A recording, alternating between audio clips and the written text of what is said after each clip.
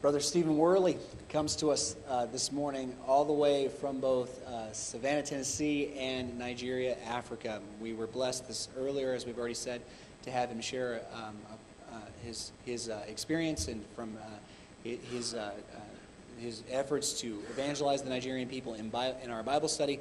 And we are looking forward to hearing him again. So, without any further ado, I will turn it over to Brother Stephen Worley. Okay, do we have a... Yes, right here. The beeper. Good morning. I want to thank the speaker that read the scriptures this morning. I don't know how you found out, but that was the scripture for my lesson this morning. I put that together in Africa, and he spoke it right here. This is called a Baba Riga. Baba means big, Riga means robe. It's from West Africa. It's got a big robe. It's got a pair of pants underneath and a taguar and a shirt. It's really nice. It's comfortable.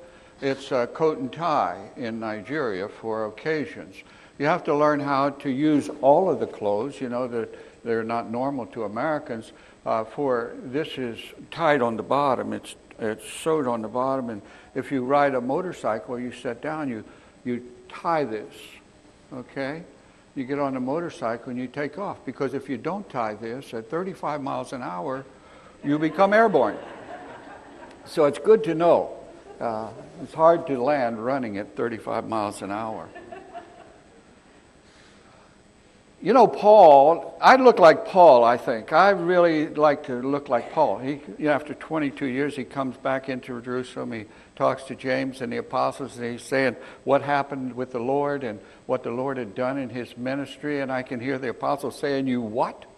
What happened? You got to be joking. No way. I can't believe it." And everybody was just amazed on how God works in people's lives. I think back in the first century, just as well as the 21st century, our day. 2 weeks ago, I was preaching in Nigeria. This week, I'm preaching among the Yankees in the northern states, foreign countries all the way around when you live in Tennessee. We're from Savannah, Tennessee. It's a beautiful place. I was born in North Carolina, western North Carolina. I'm a Tar Heel by birth. I was raised in Akron, Ohio. My daddy went north with our 5 kids and worked in the rubber plants at Goodyear. I'm a Goodyear brat. I then went into the United States Navy at 17 years old and spent 22 years in the United States Navy. I traveled by grace of the federal government for 22 years all over the world, been to the North Pole, lived in Italy 2 years as a preacher, and repairing nuclear submarines, lived in Scotland 3 years as a preacher and repairing Polaris submarines, and finally retired from the Navy. And after 5 years in the mission fields and in the Navy, the last 5 years I went to university and learned how to preach. It's been fun. From then we went on to Africa, and we went to Nigeria. It's a beautiful country. I'm going to take you there, and I'm going to show you what God is, just some of the things, some of the small things, comparatively speaking, in the last 30 years in northern Nigeria, where I live among the 52 with my wife and 2 children. We lived among 52 million Muslims, and we survived. Of course, Islam is a growing force in Africa. We are on the front lines of Islam. There's 52 million Muslims in northern Nigeria. When we went into Nigeria in the south, we told them we were going north. They said, "If you go north, the Muslims will eat you." I said, "I don't think so," and we went. There were 35 congregations scattered among 52 million Muslims. Now there's over 350 congregations scattered among those same people. We have grown beyond description, and we continue to grow throughout Africa. I'll show you. It keeps growing. I'm going to take you to Nigeria. In northern Nigeria is the city of Jos, where we relocated as missionaries and spent 2 years there. And then the federal government of Nigeria said, "Go home. We've got enough people." Nigeria is the largest black populated nation in the world. In 5 years, it'll become the 3rd most populated nation in the world. South Africa has 38 million people.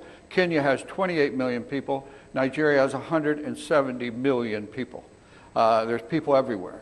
70% of them don't have electricity. 40% of them are under the age of 15. There are people, there's kids everywhere. There's children everywhere. I mean, they're just everywhere. And I'm the salt and the pepper. We go for weeks without seeing a white person. And it's unique to me. We spent 2 years in Jos, and Dee Dee and the kids wanted to go home the first summer after the first year, so I sent the kids home, and she says, look, we've been in the Navy most of our lives. Would you grow a beard while I'm gone? And I said, sure, I'll grow a beard. So I went out in the bush for 30 days, and I grew a beard. And I came back in the city of Jos, and I'm driving around in my van. It says World Bible School on the side, and my brother and about 6 of my brethren are standing there, and I drive up beside them, and they say, excuse me, have you seen Brother Worley? I'd look at these guys. I worked a year with them. You know, and I said, yes, I've seen Brother Worley. I thought my voice would, tell them who it was. And they said, where is he? We were looking all over for him. I said, you guys, it's me. I'm Brother Worley. They went, oh, Brother Worley, we didn't recognize you. All you white people look alike. And it's true. It's true in a black society where you never see white people. As soon as they see me, all they see is my color. They don't see the nose, the beauty, the grace. All they see, and it's true in America too. If you see an Oriental, a lot of people say Orientals all look alike. But if you've ever been to the Philippines or Vietnam or China, man, you can tell the difference between a Chinese and a Filipino and a Japanese and they're all different, every one of them, but you got to just learn to look past the color or the ethnicity, I guess you'd say the big word, and look at the definition. We don't all look alike, brother. The funniest people in this world are white folk, let me tell you. We have different colored hair, eyes, skin, everything. We are a unique breed amongst ourselves. But the most gracious people in the world, I believe, are Americans. We are. We're beautiful people. I'm going to take you to Jos in Nigeria, West Africa. Then we're going to go over to Chad, which is French-speaking. When we started to work 7 years ago, there were no churches of Christ in the whole country of Chad. It's a Muslim government. We're going to go to Niger, which is a French-speaking country. 6 years ago, when we started working in Niger, there were no churches of Christ in that whole country. Then we're going to go to Uganda, the Pearl of Africa in East Africa. Uganda's English-speaking, and so is Nigeria. Nigeria has 600 languages. They have the Hausa language, which I speak, which is a trader language. And people communicate. They communicate. And the gospel is the power of God unto salvation. We were talking, I told you I look like Paul. I think I look like Paul. Paul was really ugly. He was one ugly dude, let me tell you. I really believe this. I read the Bible. When I became a Christian, every odd year I read a new version of the Bible all the way through. I've done it for 20-something years, and it's great. But you get this picture. Paul was little, like me. He was short. He's a Jew, right? He was humped over. He couldn't walk. He was always like this because he was beaten 5 times with rods, and his flesh was torn off his back. And when it heals, it kind of draws up. So he never could stand up like this. I mean, he was bowed over. He was stoned at one city where they thought he was dead. They actually drug him out of the city. So he probably had some teeth missing. If you stone somebody, it's big stones. They think you're dead. They're trying to kill you. So he probably got a piece of ear missing, got some teeth missing. His nose is sideways. That's for sure. I mean, just the rocks bouncing off your head. And he probably broke a leg or so, So he probably walking. He's not really good to look at. But he was the most powerful man in his creation. And he says in Romans that I have the power. I have the sword of the Spirit. It's the power of God unto salvation. And I have it. And I'm not ashamed of it. And I'm going to move mountains with it. And he did. He set the world on fire. One man. Beaten beyond description. Beaten until they thought he was dead. Ugly as a sin almost. And he still accomplished what he needed. So there's hope for me. There is hope for me. And I won't say how much hope you guys got. Okay? Because there's some people in this world that don't like bald-headed men. I don't know why. We are the best, right? You're working toward it. That's good. But there's some people that only listen to you. Only you. You are the one person that they'll listen to in life. Because you do something, you have something that they like, you have something that they want, you have something that they like you because of you. You, not me. And you can reach them. You can reach them and tell them about the gospel. You can tell them about the gift that is in you. We're going to go to those places and we're going to see some things that will defy the imagination in your imagination. Of course, Joss, we went there in 1985. We were the first missionaries up into the north. We chose 10 southern evangelists and moved them up into the north, into the cities, and worked them with the World Bible School follow-up method of evangelism by Bible correspondence courses. We baptized thousands of people in the first couple years up there. I brought American preachers over for 2 weeks, and we baptized 800 people in 2 weeks just from World Bible School correspondence courses, because Nigerians love to read, and every piece of literature that goes into country, 6 people read it, guaranteed. You never see paper in a wastebasket. They literally read the words off of the print. And we worked with these guys. I still have 12 of them working with me in northern Nigeria. They're scattered out into the bush, and they're raising up congregations all over northern Nigeria. They're great men. Married, got kids. Some of them have been killed by the different religions up there, especially the Muslims. Have killed them, burned their churches. One died last year. His family got away, but they got him. But we soon realized that we needed a school. We needed to raise up Hausa preachers, Hausa-speaking preachers and English-speaking preachers. So we started a school of biblical studies in northern Nigeria.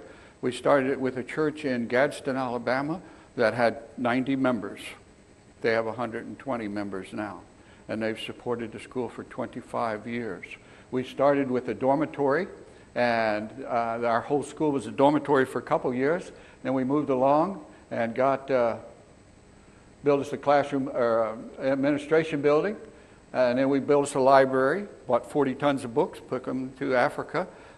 You brethren sent us books. We took them to Africa, got 40 tons of books in a library. We got the best religious library in northern Nigeria. One whole section is on Islam. The Islamic scholars can come and study in our library and talk to our students during the break. One of our staff is from the Ahmadiyya sect. This is our newest building, our classroom block building. Every one of these buildings were built by hand. We made our own block with a one-block machine, and we built these things. And they're engineered, they're rebarred, and we can take a roof off and put another floor on the top of it. They can all go up. And we keep growing, we keep moving. Built a guest house. Didi and I live in here. We had 18 people in here for 2 months 1 year. Had a great time. When you come to Nigeria, you can stay here. It's a beautiful place. It's got 3 sources of water, 3 sources of electricity. So you have electricity about 20% of the time, and water pretty well. It's a safe place to live, though. And it's beautiful. You can see the northern Nigeria. We're up in the plateau. We're up in the mountains. And if you come off the mountains to the north, you got the sub-Sahara. And you go to the south, you got the tropical rainforest.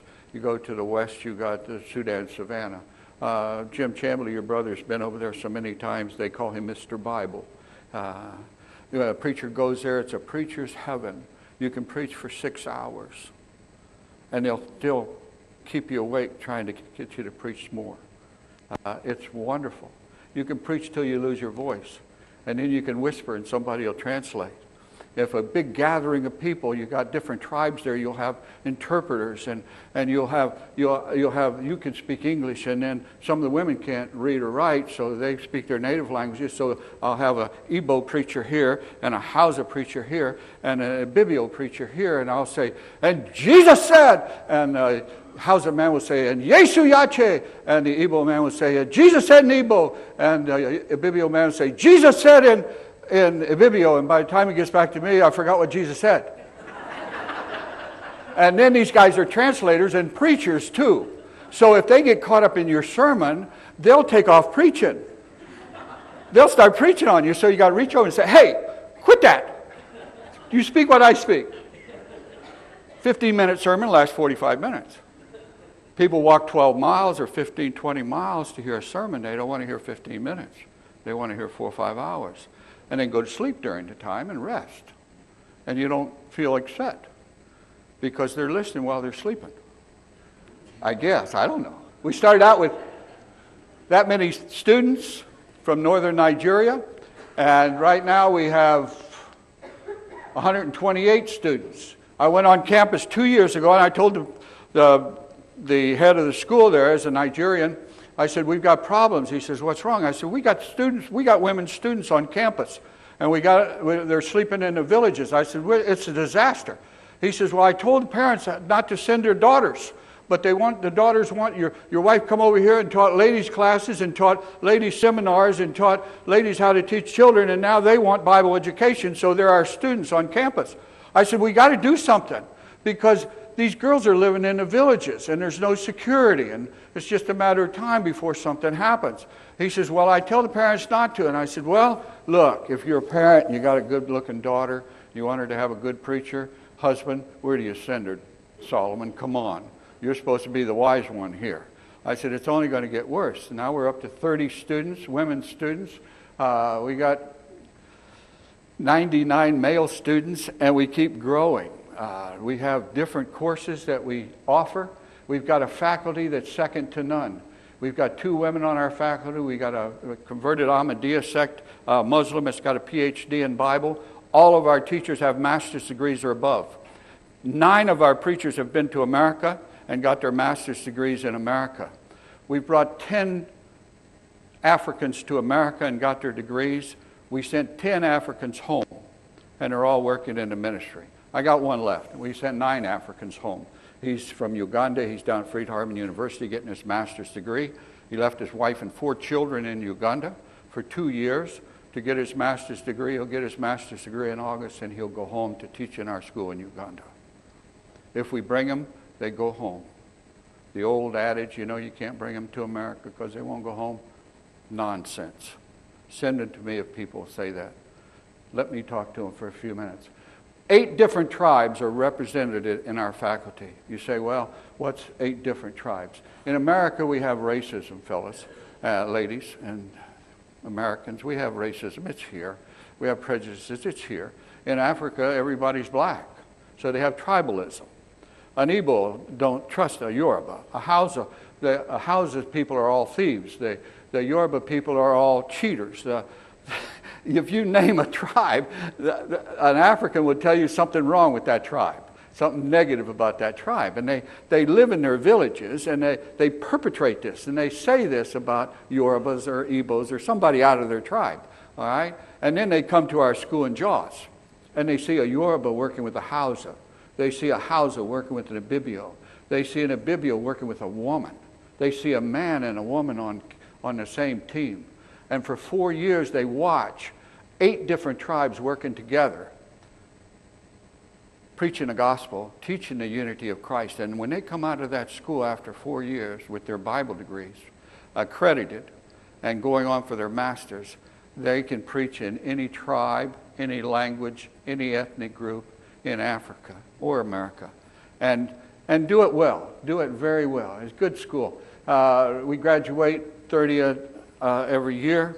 You can come. You can come and fellowship with us. You can come and speak on our lectureships. We have Americans come every year. We have an extension program where our faculty goes twice a year. We'll go out and offer accredited degree courses in the villages, certain locations in Nigeria. This guy's a farmer. He got his 2-year degree in Bible because he couldn't leave the farm. He got it off our extension course. While his 2 sons, he sent to Jos to get their 4-year degrees in Bible, accredited from the University of Jos on our campus. To get an accredited degree, a 4-year degree at Jos, you have to take 2 years of Greek and 2 years of Hebrew. None of our schools in America offer that. None of them require that. I don't think I'd have a hard time getting a degree from Jos, but that's what we do. That's who we are. Now mark this. When we started the school, Dr. Agu and myself, we said every student, every weekend, with every teacher will be in evangelism off campus. Every teacher, every student, every weekend in evangelism. We've held that for 25 years. We've held it in all of our courses. Every student, every weekend is in evangelism. We're not raising up theologians. We don't want just evangelists. We want people that know the Bible and can preach the Bible to the local people. We started a 2-year ag course so we could teach our preachers how to take a plot 1 meter wide, 4 foot wide, 50 feet long, feed a family of 7. We teach them composting. We got drip irrigation farming. We've got teams that go out into villages and teach this. Our students raise their own food in Jaws, and it continues to grow that way. We started with catfish this year. We brought in 2,500 catfish. If you're from Alabama, you have to have catfish. I mean, it took me 25 years, but we finally got catfish on campus. Now we got to find out how to make hush puppies. Of course, that's a guest house in the back, and these are our catfish ponds. We do our evangelism. We've got buses that'll take the students. We baptize hundreds of students every year throughout the nation of Nigeria, and it keeps growing. Our graduates are coming from all over Africa now, or our students are coming from Africa. In our early years, 2 came from Bangladesh. We've got graduates in Australia. All of these countries we've got graduates in. They're teaching in schools now. We're upgrading schools in Africa. They come and they get their 4-year degrees at our school, and then they go on for their masters. This is our 25th anniversary of the school. Our president on the left, and all these are African people. Good people, strong Christians. We started a Bible correspondence course on campus. We baptized 35 people in 2 years on just the beginning of this. This is a Bible correspondence course from Africa. One man runs a whole course. He grades 40 courses a day. It's all on computers. One man can grade 40 courses per day of students. And it's going to grow. We're moving into a city next year. We're moving into a city of 3.2 million. And in 5 years, that city will be 8 million. And we're going to put a course office down there with 2 people in it. We'll be able to grade 80 courses per day. We have our lectureships that we do and preach the gospel. We have 5,000 churches of Christ in southern Nigeria where the Christians are strong in the south. We have, like I say, 350 in the north. And we're growing. The gospel is powerful. The gospel continues. I told you we had 30 women on campus. We've got to build a men dorm. So we started. First thing we had to do was blow up rocks. We started this last November. We blow up rocks. The terrain is really rocky, hilly terrain. We put in the foundation, started the foundation, and found out we had, on one end of the foundation, we had to add rooms in the basement. It's almost like Michigan. Houses here have basements in them. This dorm has a basement, has 27 rooms. So we altered the basement, made the basement up, and this September we poured the concrete. We're going along on our dormitory. I went over into Chad early this year, and 3 of our graduates went back to Chad, which had just about 10 congregations. Now they have over 35 congregations. And those 3 guys went back into the villages of southern Chad, and they found that there wasn't no schools there. So they started a school, and they got people from the village to teach for free. And I found this church building. We built this church building in Chad, and it's French-speaking. And all of our graduates, 3 graduates are French speakers. We have 35 preachers now in Chad. And I found that the school they had was 600, and this is a church in Chad. It's about 350, I guess, somewhere around in there. But they have a school, and the school is a 5-day school. It's from about 12 different villages, and there's 556 children. 556 kids. And they said, well, would you buy them a gift? And I said, well, what kind of gift? They said, well, just some biscuits, some cookies. So I bought a case of cookies, and we broke them down, and then they marched the classes out now. This is kids. These are kids. 556 kids. There's 12 classrooms of 50 plus, okay? And they're marching. They're marching by each classroom, and they're marching out in the compound there, and they come up, and then the teachers give them the biscuits, 5 biscuits each, and it looks like a battalion. Being military, I'm crying like a baby. All 556 kids are learning the government curriculum for school, and then we added Bible and we added English to the curriculum. And the government, we registered the school with the government, and the government sent us one of their head teachers to help us, and it was free. And 10 years they'll be adults. You know that, 10 years they're adults. In just 10 years we'll have 556 adults. with the gospel. It's powerful stuff. I mean, it's just, and the kids are everywhere. They think, they have a word for us, a wolo, which means a human being with his skin peeled off. Because, normal humans are born black, and they got to figure out what we are. And to touch us is that we're a spirit. Something in the villages, they'll say we're spirits, and to touch us is good luck. So their kids are all over you. I mean, they just want to touch you. They just want to touch you. And it's powerful. It's really powerful. Because they'll sit there all day long. In that school, we found 57 orphans. And they would come, they'd hide in the classrooms just to learn how to read and write. Just to learn. They'd sit all day long on those bricks. So we got church members that are building classroom block buildings. They sit there like that. And the only thing they have is chalk and a chalkboard. But they're learning. That's what they got, and that's what they use, and that's what they need right now. So we're building 6 of these buildings and put 50 kids on each side, keep the sun off of them, and we'll have a school going there. People are doing this in memory of their living relatives and living wives, and they're building these buildings and making a school. We got a little clinic down there and put some boreholes in. And back in Nigeria now, the Boko Haram has moved in, a terrorist group in northeastern Nigeria. I haven't been up there in 6 years. We've lost people. This trip I went over in October, and I brought over about 50 children out of that area that haven't been in school for 6 years. We lined them up with churches of Christ that are outside that area, and in one place 56 kids. The parents from 56 families sent their children down to the church, and we registered them in local schools for boarding schools and got their kids back in school, because in 10 years you lose a generation. 4 more years you got a generation of kids that can't read or write, and that's disaster for a community or any other civilization. Of course, the soldiers are there, and we're losing a lot of people. Niger, we're moving in Niger. This is a church building in Niger. It's all Muslim countries. A little small church. You meet there, it's 120 degrees.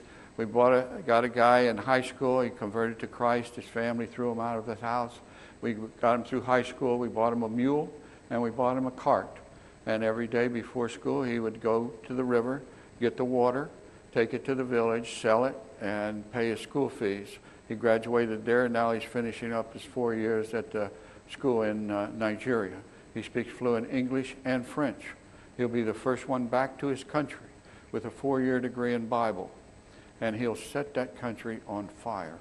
We've already registered the church in the country as a religious institution, and he'll grow. You'll hear about his name from then on. We started a school. It took us 16 years to get a faculty together. We brought Ugandans over from Nigeria. We trained them, gave them 4-year Bible degrees, sent them back home, and then started a school in Uganda, in northern Uganda, in Jaje. We got 14 students there, and they're getting their degrees. This is the man at Freed Hartman. He left his wife and 4 children for 2 years.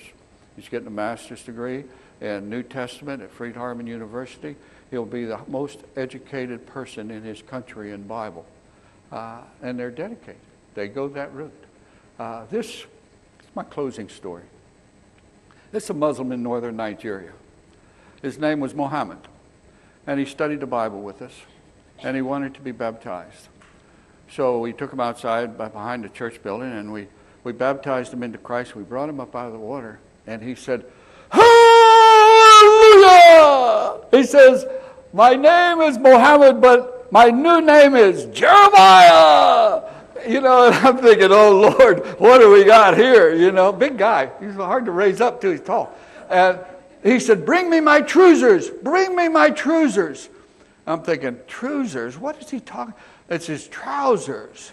Okay? And he grabs his trousers, and he's digging through his trousers like there's gold in there, and he brings this thing out here. Many Muslims in Africa especially have a totem. They believe in jinns, which are spirits, evil spirits. And they'll make a totem to protect them against evil spirits.